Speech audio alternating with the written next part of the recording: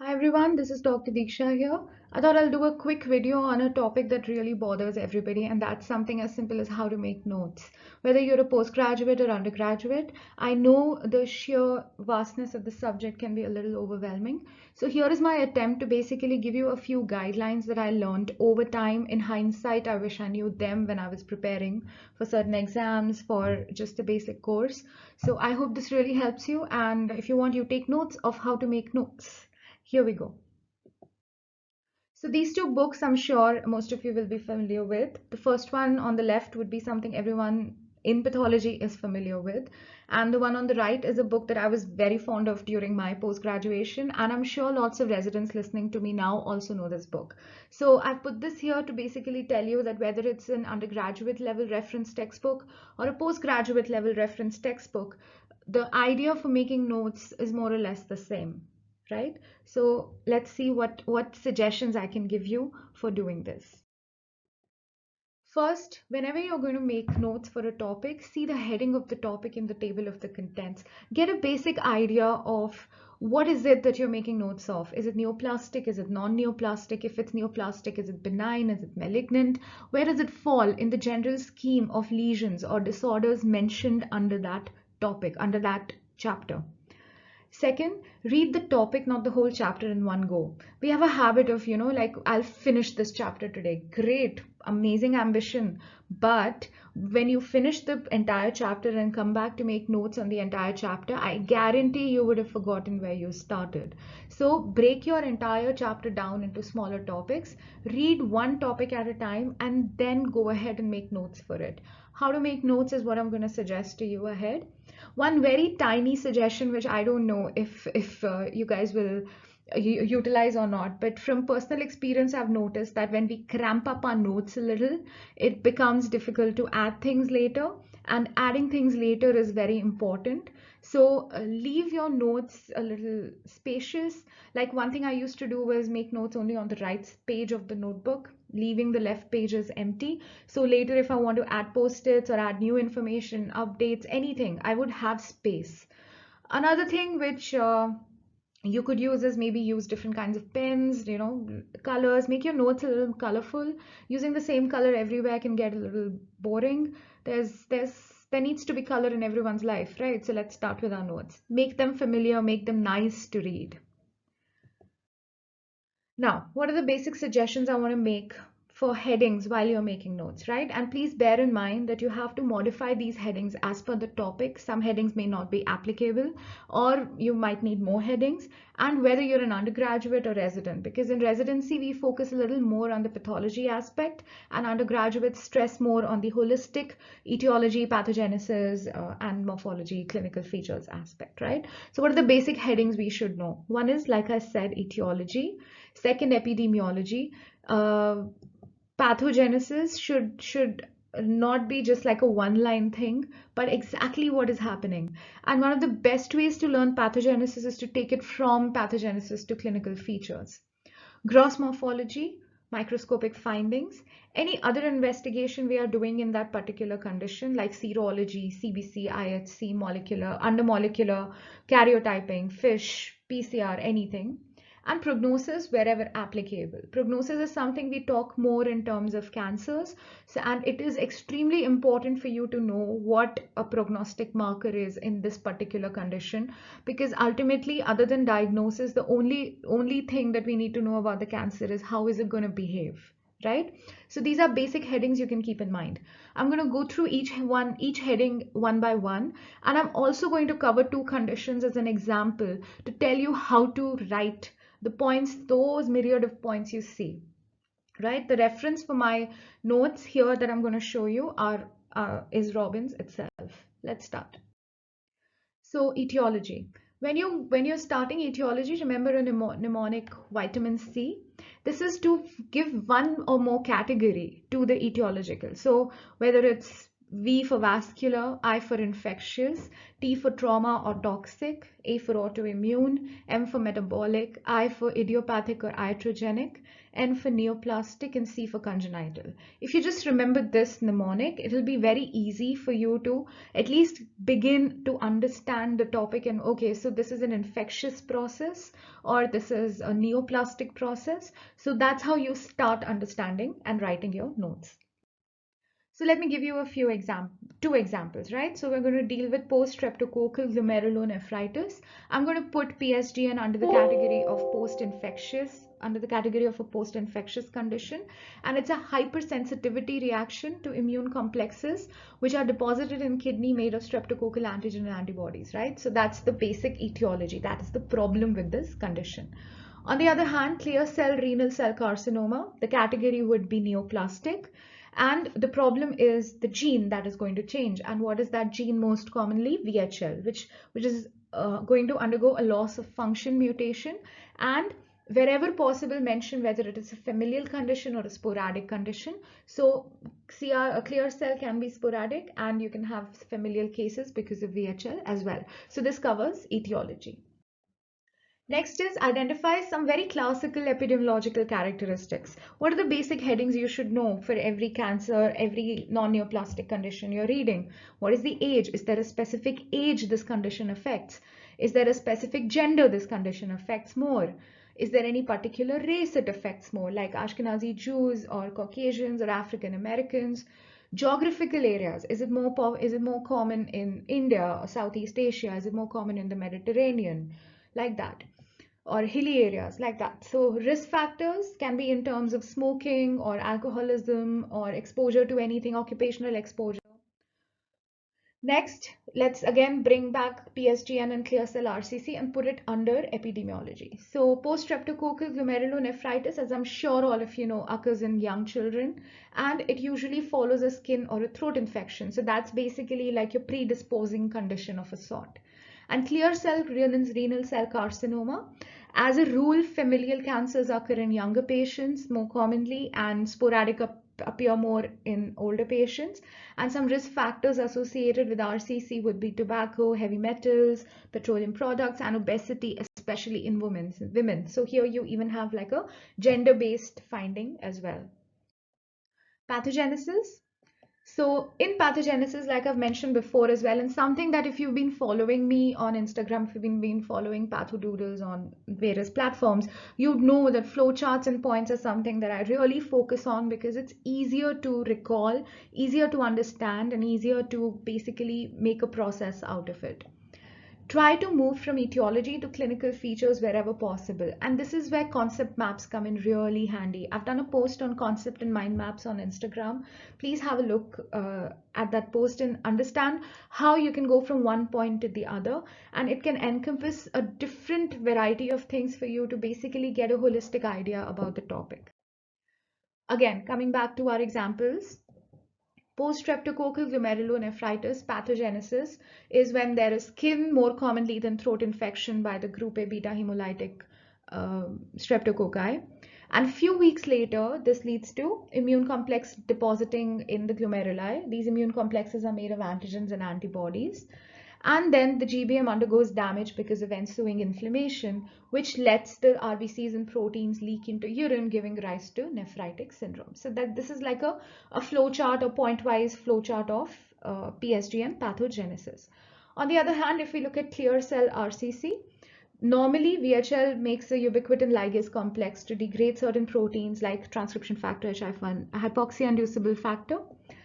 And when there is loss of function mutation in this gene, which is what happens in clear cell RCC, there is no degradation, which leads to increase in HIF levels, which then increases transcription of other proteins, especially VEGF and IGF-1, which then increase angiogenesis and growth. This combines with MYC and changes cellular metabolism. HIF also combines with MYC and changes cellular metabolism. And at the end, it leads to cancer, right? Now, of course, there's nothing wrong with the way this is written. There are bullet points, there are arrows, but we can make it a little interesting. Use some colors and then do this.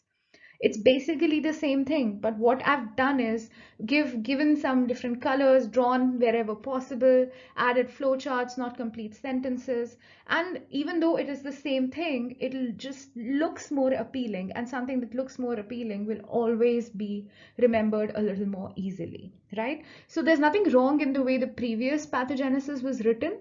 Of course, you will recall it. I know what's in front of you might require a little bit of creativity, but once you start doing it, I promise you it comes very naturally, right? So just try and put down on paper in different colors. Like, you have to draw a cell, you just draw one circle with a nucleus inside it, and just start, go crazy. You're not Picasso, nobody wants you to draw beautifully. We just want you to learn things in a very schematic way, right? Now, clinical features. Of course, learn the most common presentation, because most commons are most common for a reason. Learning rare presentations is not really going to help you much. Never ever forget the difference between the sign and a symptom. This is one of the first things we learn in medical school. Sign is what you are going to see as a doctor, and symptom is what the patient says they are feeling. Like I said, please avoid rare presentations, and even that, especially when you're learning for the first time, because you do not want to learn the last thing that occurs in that condition first.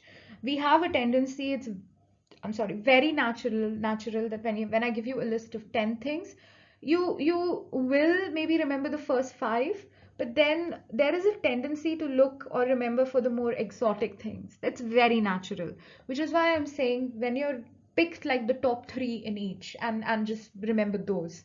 Give it a rule of maybe top 2, top 3 signs and symptoms, right?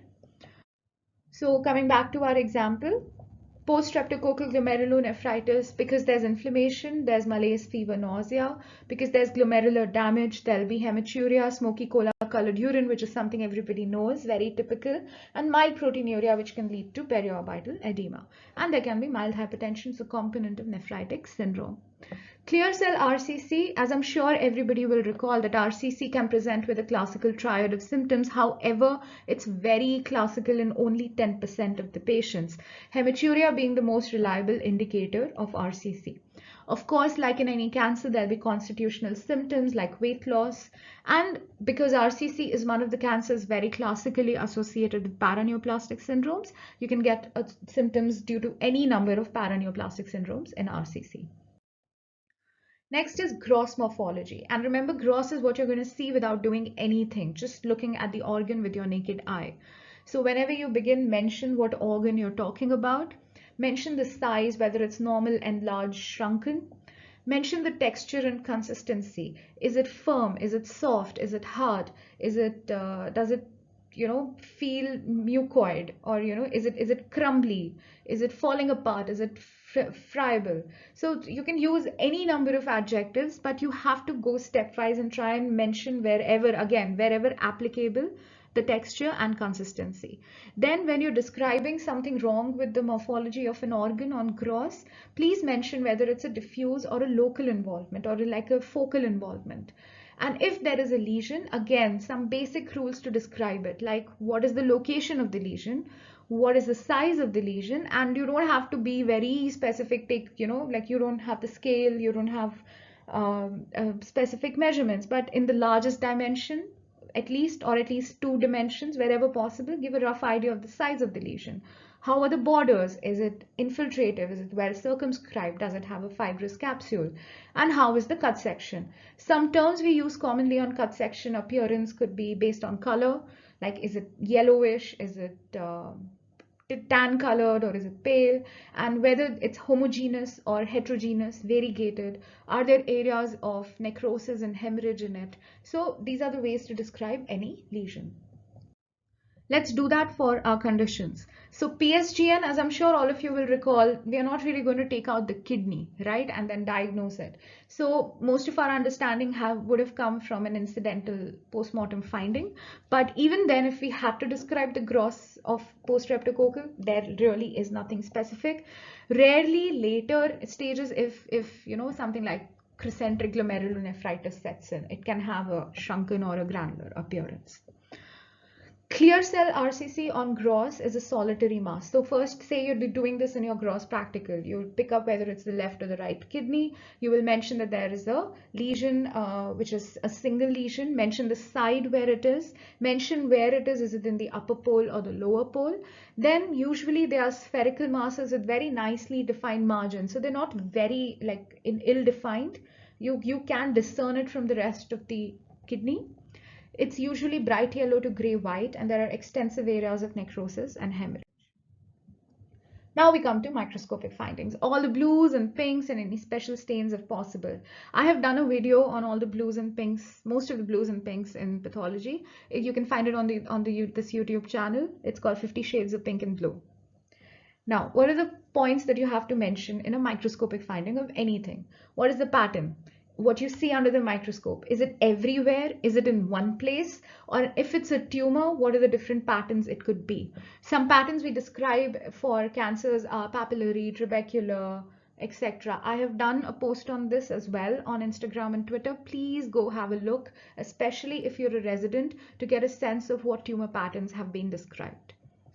What are the types of cell we are seeing? Are they tumor cells or are these normal cells? If there's inflammatory infiltrate, what kind of inflammatory infiltrate? Is it neutrophilic, eosinophilic, or is it a mononuclear infiltrate? Because just with that piece of information, you can tell so much. And whether there is a metaplastic change. If it's a tumor, get into a habit of describing it from outside to inside. So mention whether it's a cohesive condition or a discohesive pattern. What is the cell size and shape? What is the cell outline? We don't get to see cancers with a lot of, well-defined outlines, but where we see it, it's quite classical. So you should mention how the cell outlines are. Cytoplasm, what's the color? Is it eosinophilic? Is it clear? Is it granular? Is it pink? Is it amphiphilic? And what is the content? Is there something in the is it something in the tumor cell? Does it have any inclusions? All those things should be mentioned. Hyaline change, any globular inclusion seen in plasma cells, like that. Nuclei, what is the shape, what is the size, and what is the basic chromasia of it? Because all of this will go a long way in giving you an idea of what kind of tumor you're looking at, especially when you describe the chromatin. Chromatin, vesicular, salt and pepper. When you come to shape, whether it is resinoid or whether it's round, whether it's small, so all of that are pieces of information become very important in reaching a diagnosis. And then nucleoli wherever applicable. Like I'm sure everybody knows in their residency, they learn that the melanoma cells are characterized by very, very prominent nucleoli.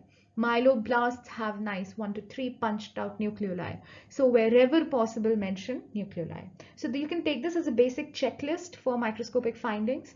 On my Instagram and Twitter, I've also done a checklist and ways to write pathology reports for all the residents. So you can go have a look at that as well. Now, coming to our examples, non-neoplastic versus neoplastic. So again, coming to post-streptococcal glomerulonephritis, we are going to mention that the glomeruli are hypercellular and it is diffuse and global, which means it's everywhere. So that covers the basic localization. Then it's hypercellular. Why? Because it's been infiltrated by leukocytes, endothelial cells increase and swell up, and mesangial cells increase. So basically everything looks very crowded. And later PSGN can progress to RPGN and you can get crescents. Clear cell RCC, mostly it is solid nested trabecular tubular pattern that covers your pattern. Then we'll go to the shape of the cell, so polygonal to round cell. The cytoplasm, it's abundant, it's clear, and it's clear because it has lipids and glycogen. Now you'll recall on gross I had mentioned this tumor is yellow, and this is why it's yellow, because it contains lipid on microscopy. And it has delicate branching vasculature in between, really nice vasculature branching between it. Now, what are the other investigations we can do? Serology, antibodies, tumor markers, biochemical levels of anything. Go crazy, this could be a long list. When you're talking about hematological conditions, please prioritize complete blood count and bone marrow when applicable. Mention each cell component differently, WBC, RBC, and platelets. Immunophenotyping consists of IHC and flow cytometry, flow being more for fluid samples, IHC for solid samples, and of course molecular analysis like PCR, FISH, and karyotype, and then any organ-based diagnosis, like if you're doing a urine-based, a renal condition, if there's any finding in urine examination, if you're talking about some maybe parasitic GI infections, are we going to find anything in the stool? So organ-based, if there's any other investigation, please add it to the list. So let's talk about the two conditions. Post-streptococcal glomerulonephritis, we do immunofluorescence and we get granular immunofluorescence in IgG and with IgG and C3. Electron microscopy will have subepithelial humps, and of course urine examination will have RBCs, RBC casts, and proteinuria. Clear cell RCC, we will do IHC, CD10, PAX8, some of the two most common IHC markers for RCC, and PCR for gene analysis, like we usually do when we're looking for some mutation. So I will summarize it again. I won't read out everything, don't worry. If you've been patient enough to last with me here this long, I hope this gives you some idea as to how to go about making notes. I hope this will be useful for you, not in terms of just making the notes, but also understanding how to revise. So when you have things clarified in headings, when you have the classification set in your head, it becomes very easy to even derive it from there, even if you're not really sure of what you had read before. That derivation has to become a habit if you want to understand things, and I hope this discussion goes some way into helping you do that. So thank you so much for watching. I hope again this was helpful. So please like, subscribe, share. Pathodoodles is on Instagram, Twitter, Facebook, and YouTube. I hope the doodling and everything is helping everybody, and I'm looking forward to creating more content to simplify this subject that I think is one of the most underappreciated branches in medicine. Leave some comments, let me know how you found this useful, and if you need any other help regarding not just pathology but study preparation or notes like I did this, so interact, let me know. It's always such a pleasure to hear from everybody. All the very best.